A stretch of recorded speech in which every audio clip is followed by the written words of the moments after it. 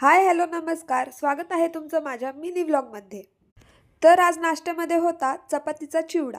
रात्री जर चपाती उरली असेल तर सकाळी तुम्ही चिवडा बनवून खाता का? मग बसले ब्लाऊज शिवण्यासाठी. कालच्या व्लॉगमध्ये मी तुम्हाला दाखवला होता हाच ब्लाऊज कटिंग करताना आणि आज स्टिचिंगसाठी घेतला होता. हा ब्लाऊज पूर्ण शिवून झाल्यावर लगेच दुसरा ब्लाऊज कटिंगसाठी घेतला. अस्तर मी आधीच कट करून ठेवलं होतं. फॅब्रिक मात्र शिवतानाच कापायला घेते.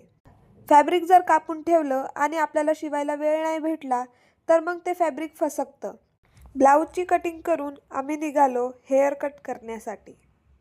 आज मी तुम्हाला एक प्रश्न विचारणार आहे. त्या प्रश्नाचं उत्तर तुमच्याकडे आहे का बघू आपण.